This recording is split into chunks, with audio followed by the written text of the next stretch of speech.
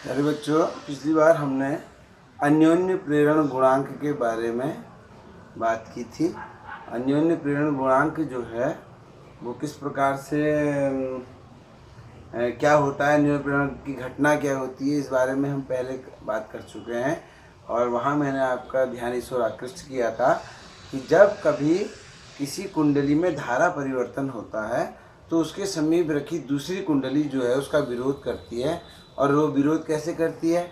उसमें उस कुंडली में विद्युत वाहक बल प्रेरित हो जाता है, उसमें धारा बहने लगती है।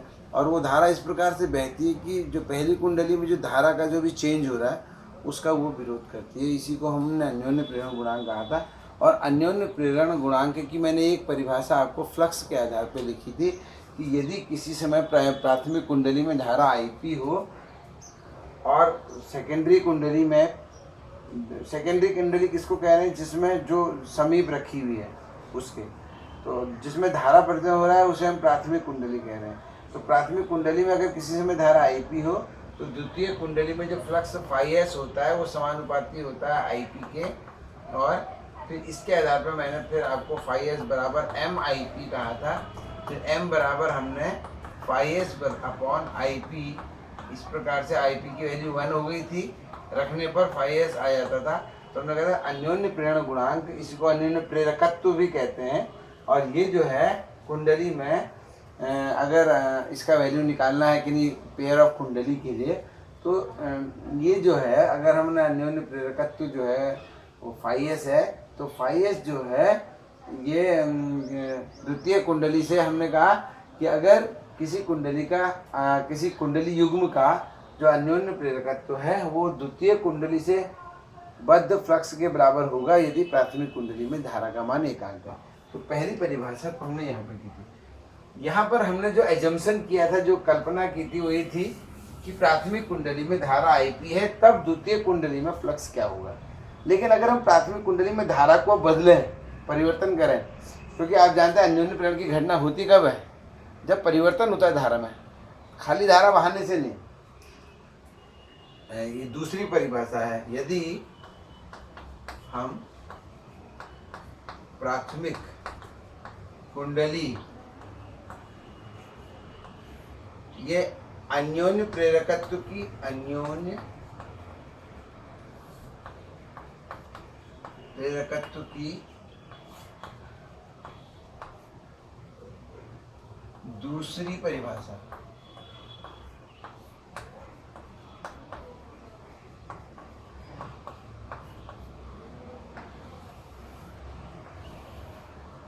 यदि हम प्राथमिक कुंडली में धारा परिवर्तन करें तब द्वितीय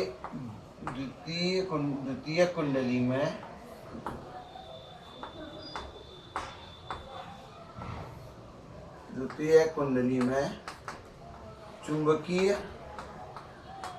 फ्लक्स परिवर्तन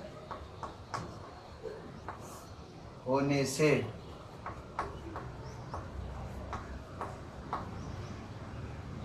द्वितीयक में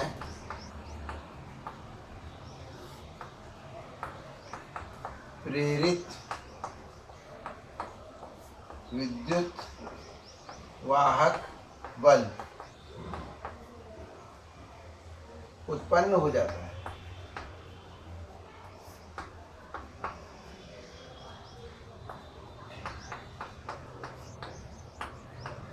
अर्थात ES द्वितीयक में ES बराबर -d∅S/dt। ये फैराडे का लॉ है, फैराडे का नियम।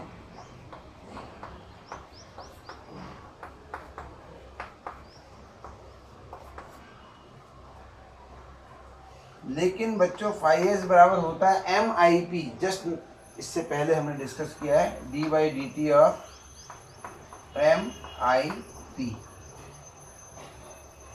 तो M तो कांस्टेंट है दिए हुए कुंडली युग्म के लिए, ई एस बराबर एम बाहर आ जाएगा, तो ये बन जाएगा D I P by D T. यानी कि प्राथमिक कुंडली में अगर धारा परिवर्तन की दर D I P by D T पता हो और अन्योन्य प्रेरकत्व तो पता हो, तो हम बता सकते हैं द्वितीय कुंडली में कितना विद्युत वाहक बल उत्पन्न होगा। और ये माइनस इसलिए है क्योंकि ये विरोधी विद्युत वाहक बल है। ये विद्युत वाहक बल विरोध करने के लिए उत्पन्न हुआ है, समझ में आ गई, सपोर्ट करने के लिए नहीं। तो अब देखिए इससे क्या सीन बनता है।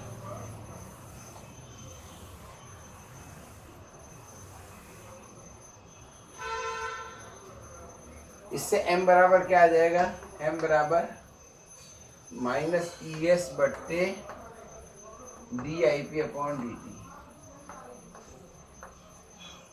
यदि D I P upon D T 1 हो, यानी कि धारा परिवर्तन प्राथमिक कुंडली में जो धारा परिवर्तन हो रही है उसकी दर 1 हो, तब m बराबर बच्चों माइनस ई एस, यानी कि जो m है वो विरोधी विद्युत वाहक बल के ठीक बराबर होगा द्वितीय कुंडली में जो प्रेरित विद्युत वाहक बल उत्पन्न हो रहा है। तो हम यही परिभाषा को अब इसी को शब्दों में व्यक्त कर देते हैं। यहाँ माइनस को आप भूल जाइए, माइनस तो केवल विरोध, क्योंकि m जो है किसी भी कुंडली का अन्योन्य प्रेरण गुणांक जो है नेगेटिव नहीं होता है, इसलिए। लेकिन ये बता रहा है कि विरोधी विद्युत वाहक बल जो भी है उसका जो भी मान है वो 2 वोल्ट का है, 4 वोल्ट का है, 5 वोल्ट का, तो m जो है उतना हेनरी होगा। अगर वो 5 वोल्ट का विद्युत वाहक बल उत्पन्न हुआ है, विरोधी विद्युत वाहक बल, तो 5 हेनरी का इनका अन्योन्य प्रेरकत्व तो होगा। तो हम लिख देते हैं अतः कुंडली युग्म के लिए, अतः कुंडली युग्म के लिए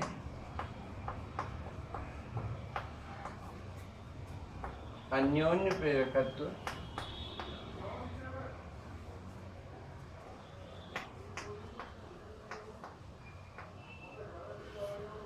प्रेरकत्व द्वितीयक में उत्पन्न विरोधी विद्युत वाहक बल के आंकिक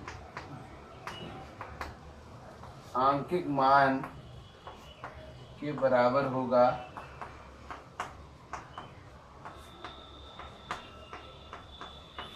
यदि प्राथमिक कुंडली में धारा परिवर्तन की दर एकांक है। तो इस प्रकार से this is the second definition of अन्योन्य प्रेरकत्व। पहली परिभाषा ये थी कि 2 कुंडलियों का अन्योन्य प्रेरकत्व द्वितीयक से गुजरने वाले फ्लक्स के बराबर होगा यदि प्राथमिक में धारा एकांक है। और ये जो है विरोधी विद्युत वाहक बल के पदों में है। कुंडली युग्म का अन्योन्य प्रेरकत्व द्वितीयक कुंडली में उत्पन्न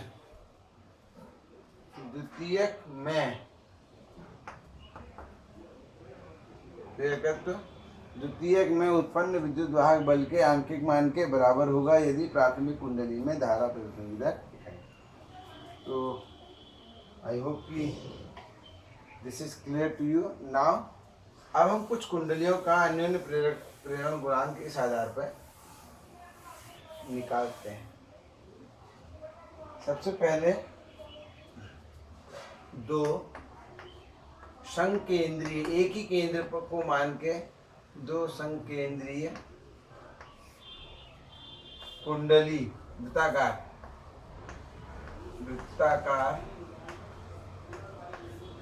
कुंडलियों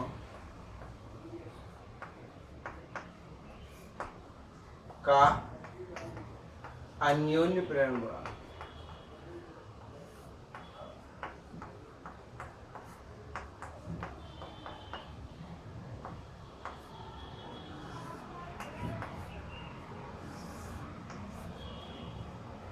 दो संकेंद्रीय वृत्ताकार कुंडलियों का अन्योन्य प्रेरण गुणांक। चलिए दो कुंडलियां ले लेते हैं। एक कुंडली हमारी ये है और एक कुंडली मान ली ये है। इसकी त्रिज्या बच्चों मान लो ए है और बाहर वाली की ये दो कुंडलियां आसपास में रखी हैं एक दूसरे के। तो अगर एक में धारा परिवर्तन करूं तो दूसरे में अपने आप ही विद्युत वाहक बल उत्पन्न हो जाएगा। इसका माने इनके बीच में अन्योन्य प्रेरण है, अन्योन्य प्रेरण की घटना है। कैसे निकालें? हम ऐसा करते हैं, बाहर वाली कुंडली को प्राथमिक मान लेते हैं, हम इसमें धारा बहाएंगे और इसको द्वितीयक मान लेते हैं। जिसे प्राथमिक जिसे यदि प्राथमिक हमने बाई प्राथमिक कुंडली में किसी समय धारा IP है, इसमें अगर धारा IP है तब केंद्र पर चुंबकीय क्षेत्र क्या हो जाता है? हमने ये बहुत इंपॉर्टेंट टॉपिक है, हमने ये पढ़ा है धारा के चुंबकीय प्रभाव में।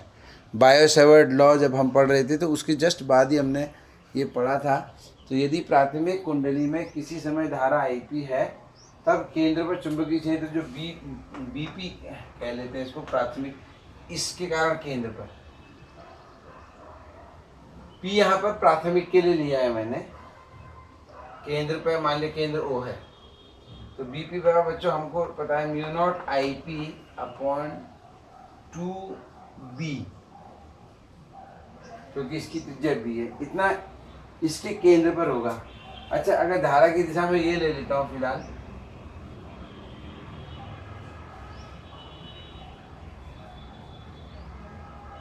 ऐसे ले लेता हूँ,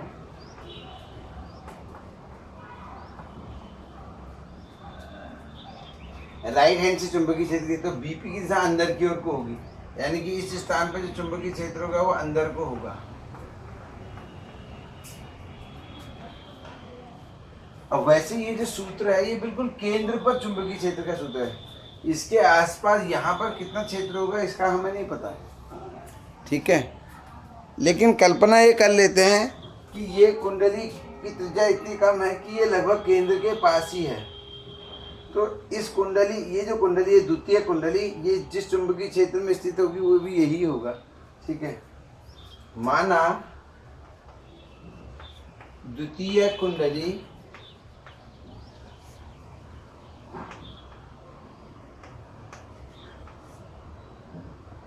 संपूर्ण रूप से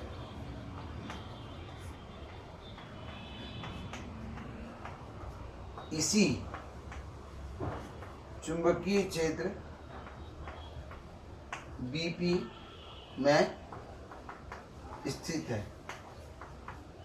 अब ध्यान रखना है, यहाँ पे जो चुंबकीय क्षेत्र बना वो बाहर वाली के कारण बना और इतना बना, और हमने ये मान लिया कि ये, हालांकि BP जो है सूत्र के अनुसार जो हमने सूत्र निकाला था वो एकदम केंद्र पर चुंबकीय क्षेत्र इतना है, लेकिन हमें इसके भीतर बाकी बिंदुओं पे नहीं पता है। लेकिन हमने ये मान लिया कि लगभग इतना ही चुंबकीय क्षेत्र इस पूरी कुंडली में है, यानी कि जो कुंडली दूसरी है ये केवल इसी चुंबकीय क्षेत्र में और लंबवत है। तो इस कुंडली से फ्लक्स, अच्छा इस कुंडली का जो है तल, हमने दोनों का तल एक ही माना है, दोनों संकेंद्रीय और एक ही तल में भी ले लेते हैं, एक ही तल में स्थित, एक ही तल में स्थित दो संकेंद्रीय वृत्ताकार कुंडलियों का अन्योन्य प्रेरण गुणांक। अब यहां पर लिखते हैं, अतः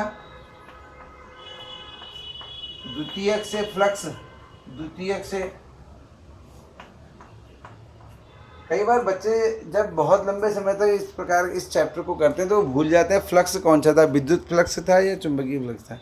ये ध्यान रखना है कि जहाँ से चुंबकीय धारा के विद्युत धारा के चुंबकीय प्रभाव को हमने आगे शुरू किया था, वहाँ से फिर जो है चुंबकीय फ्लक्स की ही बात हो रही है लगातार। विद्युत फ्लक्स केवल पहली यूनिट तक ही सीमित है, उसके आगे हमने विद्युत फ्लक्स से कोई संबंध नहीं रखा है। तो बीपी स्थित है, अतः द्वितीय कुंडली से चुंबकीय फ्लक्स फाई एस, और चुंबकीय फ्लक्स का फॉर्मूला है बी डॉट ए, लेकिन यहाँ पे बी तो प्राथमिक कुंडली का है बीपी, और ए एस उसका लेंगे जिससे फ्लक्स निकालना है, यानी कि द्वितीय का इसका ए एस। चलिए बीपी तो अंदर को है ही है, एक ही डायरेक्शन भी अंदर को ही ले लेते हैं, क्योंकि एक ही डायरेक्शन तो हमारे हाथ में है कि हम उसको अंदर को ले बाहर को ले, तो हम उसको अंदर को ले लेते हैं ताकि बीपी और ए एस दोनों का एंगल जो है 0 हो जाए, दोनों एक ही डायरेक्शन में होंगे। तो ये बीपी इंटू ए एस ही हो जाएगा। अब देखिए बीपी इंटू ए एस का मान हम यहाँ पर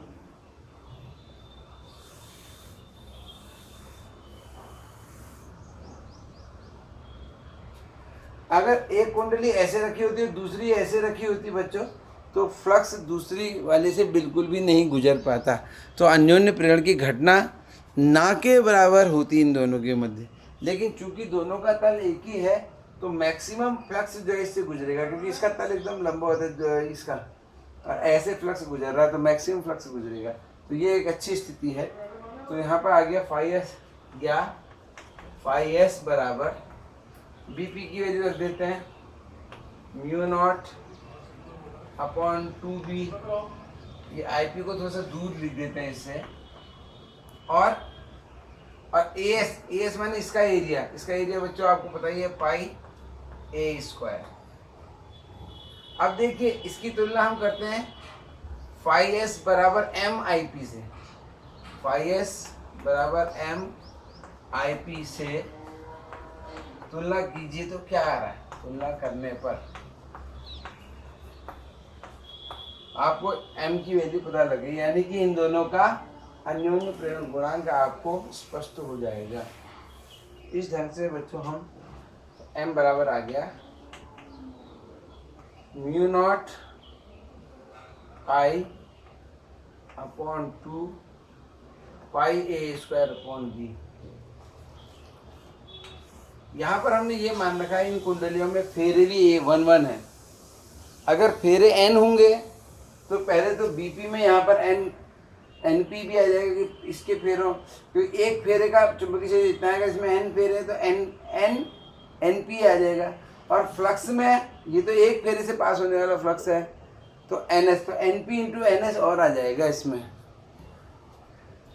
तो यह भी आपको समझना है। इस प्रकार से हम जो है अब जैसा हमने स्वप्रेरण में किया था अन्योन्य प्रेरण में भी उसी प्रकार से हम करते हैं। अगला टॉपिक डिस्कस करते हैं इसमें।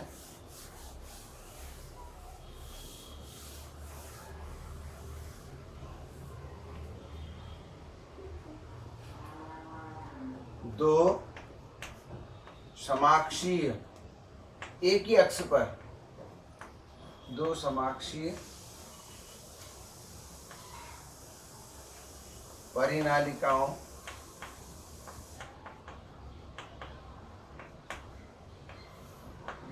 के दो समाक्षीय परिनालिकाओं के कारण अन्योन्य प्रेरण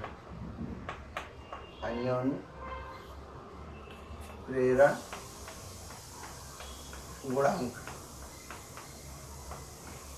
मान लीजिए कोई अक्ष है, इस पर एक हमारी कुंडली, ये हमारी परिनालिका है एक,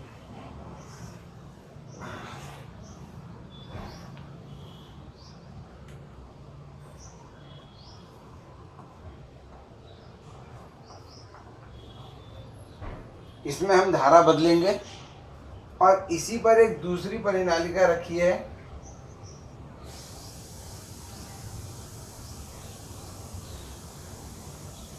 ये भी इसी अक्ष पर है।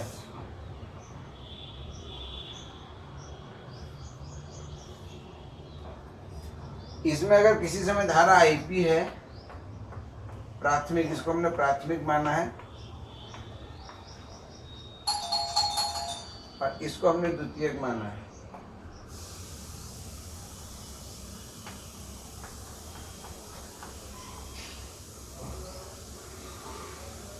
प्राथमिक में हम धारा आईपी बाहर है, द्वितीयक में कितना फ्लक्स गुजर रहा है यही निकालना है बस। फिर फाई बराबर MIP से हम मान लेते हैं प्राथमिक की जो ये जो क्षेत्रफल है ये AP है, और प्राथमिक की जो लंबाई है वो LP है, और प्राथमिक में फेरे NP हैं, और द्वितीयक की लंबाई मान लिया LS है।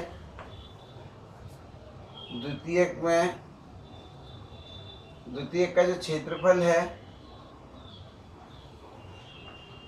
ये AS है, और फेरे इसमें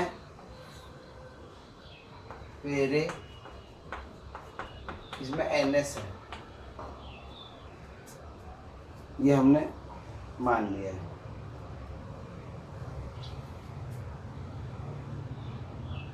इसी को हम लिख भी सकते हैं, और अगर आप चित्र में अलग अलग कलर के पेन का इस्तेमाल करेंगे तो आप इसी चीज़ को दिखा सकते हैं। ज़रूरी नहीं कि आप एग्ज़ाम में हर चीज़ के लिए लैंग्वेज लिखें।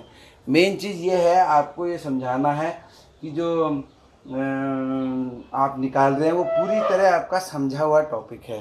तो आप हर चीज़ को दिखाएंगे अगर आपने कोई चीज़ समझी है तो, और अगर आपका आधा अधूरा ज्ञान है तो आप कुछ दिखाएंगे कुछ नहीं दिखाएंगे, और बाद में रटी हुई चीज़ आप प्रस्तुत करेंगे।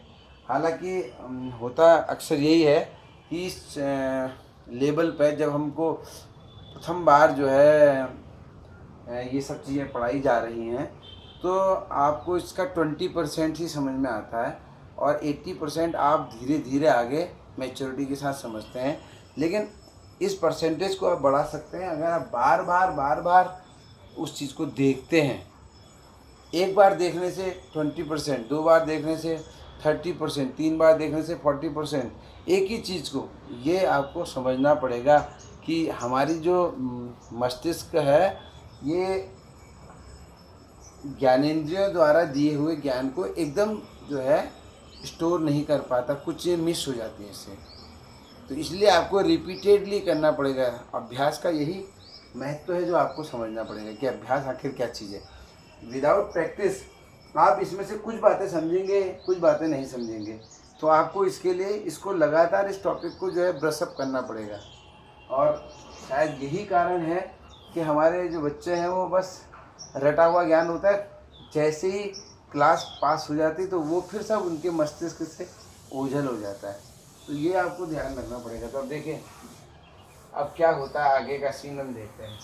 अब धारा इसमें बहा दी है हमने आईपी। जैसे ही आईपी धारा बहाएंगे बच्चों सोलेनॉइड से, तो आप जानते हैं सोलेनॉइड के अंदर एक चुंबकीय क्षेत्र होता है। ऐसे आपको सोलेनॉइड का चुंबकीय क्षेत्र पहले भी खींचना सिखाया गया है। तो अगर आप सोलेनॉइड का चुंबकीय क्षेत्र, जैसे अगर कोई भी धारावाही सोलेनॉइड है तो चुंबकीय क्षेत्र इस प्रकार से होता है, यानी कि यहाँ से अगर बल रेखाएं जाएंगी यहाँ से निकलेंगी। तो आप जानते हैं इसके अंदर अगर कोई भी सोलेनॉइड रखा है इसी के एक्स के समांतर, तो जो चुंबकीय क्षेत्र यहाँ पर उत्पन्न हो रहा है वही चुंबकीय क्षेत्र द्वितीयक के भी भीतर स्थित होगा। तो ऐसे ही यहाँ कुछ होने जा रहा है। प्राथमिक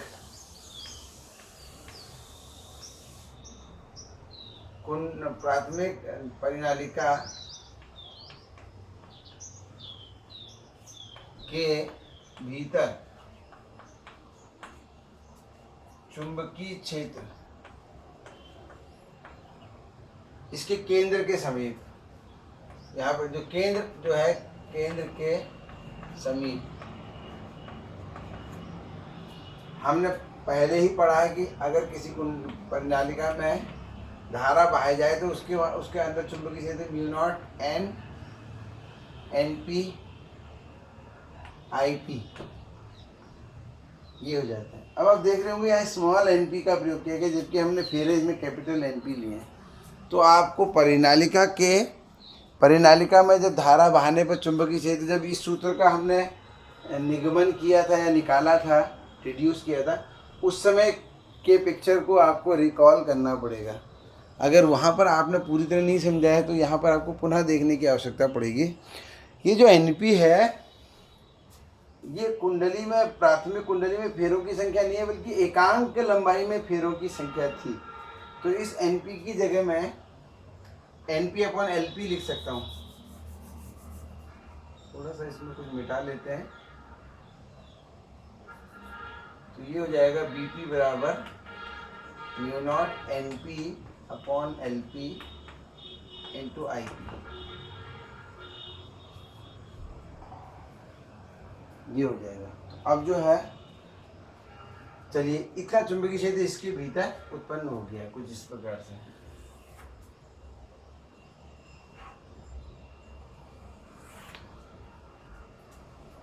चूंकि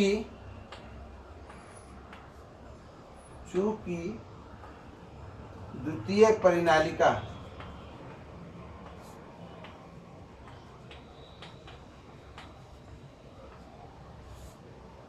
चुंबकीय क्षेत्र बीपी में स्थित है,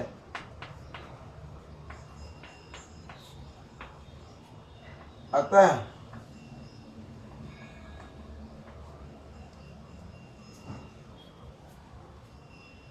द्वितीयक से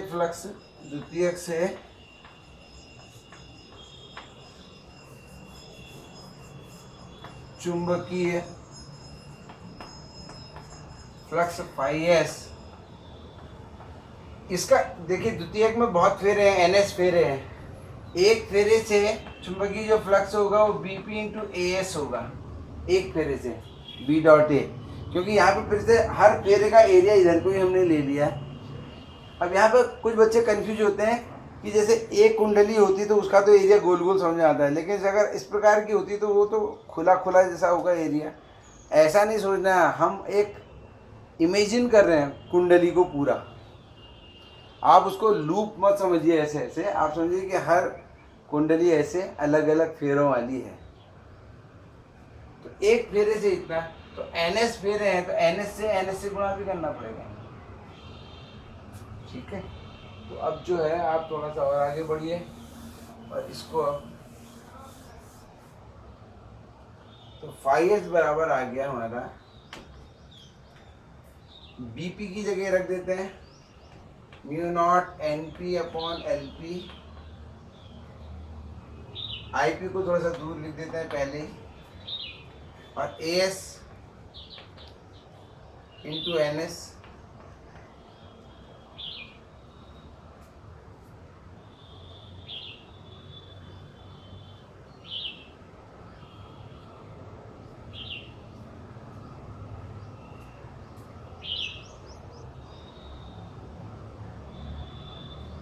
तो अगर हम इसको, अब देखिए फाई एस बराबर हमारा सूत्र है, फाई एस बराबर एम आई पी से इसकी तुलना कर दो, से तुलना करने पर तो एम की जगह ये आ गया पूरा। अर्थात किसी भी परिनालिका का जो दो परिनालिकाएं अगर हैं तो उनका जो एम होगा, अन्योन्य प्रेरण गुणांक, उनके बीच में अन्योन्य प्रेरण गुणांक होगा, क्योंकि अगर एक से एम बराबर आ जाएगा mu naught N P N S A S upon L. अगर आपको त्रिज्याएं दी हैं दोनों की, तो ए एस की जगह आप पाई आर एस स्क्वायर रख सकते हैं, इस प्रकार से आप कर सकते हैं। तो ये जो है हमने अन्योन्य प्रेरण गुणांक, दो परिनालिकाएं हैं और उनके मध्य निर्वात है, बीच में कुछ नहीं है, तो म्यू नॉट। अगर वो दोनों ही किसी सॉफ्ट आयरन की कोर में लपेटे हैं, माने नर्म लोहे के ऊपर लपेटी गई हैं दोनों, तब उस केस में म्यू नॉट की जगह ये निर्वात का पारगम्यता है, इसकी जगह लोहा पदार्थ की पारगम्यता बहुत ज़्यादा होती है, इस म्यू नॉट से बहुत ज़्यादा है, तो एम का मान बहुत ज़्यादा बढ़ जाएगा।